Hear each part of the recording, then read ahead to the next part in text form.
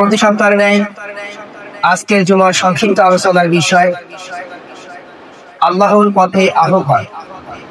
ইনশাআল্লাহ তাআলা সংক্ষিপ্ত সময়ে অত্যন্ত তত্ত্ববহুল আলোচনা উপস্থাপন করব। আমা তৌফিক ইল্লা বিল্লাহ। আল্লাহ সুবহানাহু ওয়া তাআলা মহাগ্রন্থ কোরআনুল কারীম থেকে এবং রাসূলুল্লাহ সাল্লাল্লাহু আলাইহি ওয়াসাল্লামের সহিহ হাদিস থেকে একটু আলোচনা করার আপনাদেরকে বোঝার তৌফিক দান করুন। সকলে বলি আল্লাহুম্মা আমিন। আল্লাহ সুবহানাহু ওয়া তাআলার পথে আহ্বান। সুতরাং প্রত্যেকটা মানুষের এটা ঈমানি দায়িত্ব যে আমরা সবাইকে সকলকে আল্লাহ সুবহানাহু ওয়া তাআলার পথে আহ্বান করব। তা'মুরুনা বিল মা'রুফ ওয়া তানহাউনা আনিল মুনকার। আমরা সৎ কাজের আদেশ দেব, মন্দ কাজ থেকে নিষেধ করব। নিজে যেটা করবো না অন্যকে সেটা করতে দেব না, নিজে যেটা করবো চেষ্টা করবো অন্যকে সেটা না। সুতরাং প্রত্যেকটা নবী রাসূলের দায়িত্ব আল্লাহ তাআলা দিয়েছেন, রিসালাতের দায়িত্ব আল্লাহ তাআলা দিয়েছেন আল্লাহর পথে মানুষকে আহ্বান করার জন্য, গোমরাহি থেকে মানুষকে আলোর সন্ধানে নিয়ে আসার জন্য, জাহিলিয়াতের মূর্খতা থেকে, অজ্ঞতা থেকে, অন্ধকার থেকে মানুষকে ইসলামের ছায়াতলে আসার জন্য। পৃথিবীতে আল্লাহ তাআলা অসংখ্য নবী রাসূল পাঠিয়েছেন, তাদের একটাই কাজ ছিল কিভাবে অসংখ্য দেবদেবীর পূজা থেকে, কিভাবে ত্রিত্ববাদ থেকে, কিভাবে ৩৬০টা মূর্তি থেকে এক আল্লাহ সুবহানাহু ওয়া তাআলার আনুগত্য করা যায়, ইবাদত করা যায়, দাসত্ব করা যায়, গোলামি করা যায়, সেটাই। এই জন্য আল্লাহ সুবহানাহু ওয়া তাআলা কোরআনুল কারীমের অসংখ্য জায়গায় শিরকের কথা বলেছেন, আল্লাহর দিকে মানুষকে আহ্বান করার কথা বলেছেন। মানুষ আল্লাহর দিকে মানুষকে আহ্বান করবে, নবী রাসূলরা আহ্বান করবে, উলামায়ে দ্বীন আহ্বান করবে, সাহাবায়ে কেরাম আহ্বান করবে এবং আহ্বান করবে তারা যেন শিরক তথা আল্লাহ সুবহানাহু ওয়া তাআলার সাথে অংশীদার স্থাপন না করে। সম্মানিত মুসলিম, সুতরাং আল্লাহ সুবহানাহু ওয়া তাআলার কথা আহ্বান করা সকলের একটা আমাদের ঈমানি দায়িত্ব। আল্লাহ সুবহানাহু ওয়া তাআলা আমাদের সকলকে এই ঈমানি দায়িত্ব পালন করার তৌফিক দান করুন। সকলে আল্লাহুম্মা আমিন। আল্লাহ রাব্বুল আলামিন মহাগ্রন্থ কোরআনুল কারীমে অত্যন্ত গুরুত্বপূর্ণ একটা সূরার মধ্যে আল্লাহ সুবহানাহু ওয়া তাআলা 87 নম্বর আয়াতে আল্লাহ তাআলা বলতেছেন, আমরা আল্লাহ তাআলার প্রতি মানুষকে আহ্বান করব। নবীদেরকে আল্লাহ তাআলা বললেন, ওয়াদউ ইলা রাব্বিকা ওয়া লা তাকুনান্না মিনাল মুশরিকিন।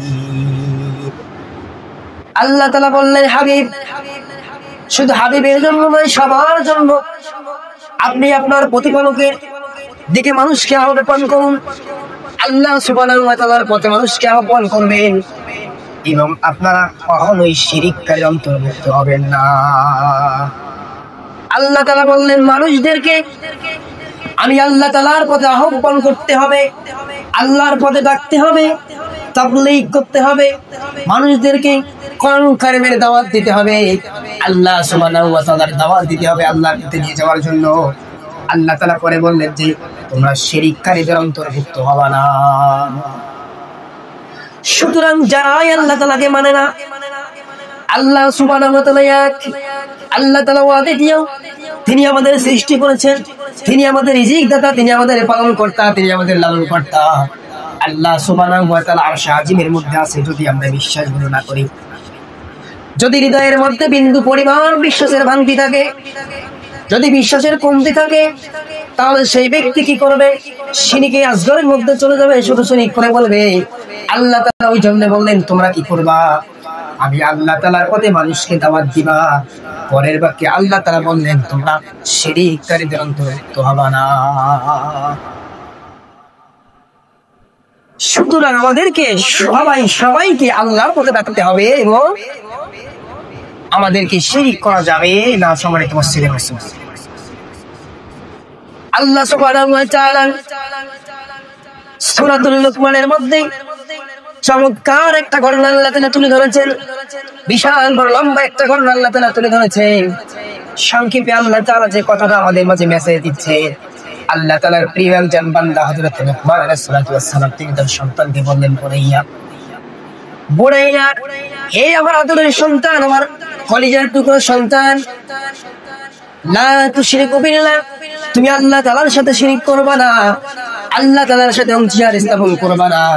ইন্নাশ শিরকা লা যুলমুন আযীম, আর এই যদি তুমি শিরক করো এটা হবে সবথেকে জঘন্যতম পাপ, এটা হবে মহা অপরাধ। যোগ্য পিতার যোগ্য সন্তান, পিতা তার সন্তানকে বলতেছেন, সন্তান আমার, বুনাইয়া মানে আমার আদরের সন্তান, আমার কলিজার সন্তান, আমার কলিজার টুকরা, তোমার জীবন চলে যাবে, তুমি শিরক করবে না।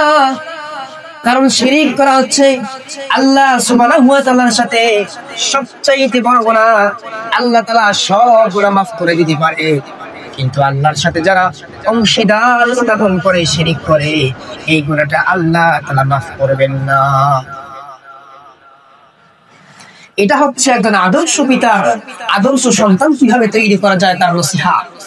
কিন্তু বর্তমান সমাজে পিতা তার সন্তানকে বলে, সামনের মান্থে, সামনের মাসে, সামনের সপ্তাহে পূজা শুরু হয়ে যাবে, বাবা তুমি যদি এটা করো তাহলে আমি তোমাকে নিজেই পূজাতে নিয়ে যাবো। নাউযুবিল্লাহ, নাউযুবিল্লাহ।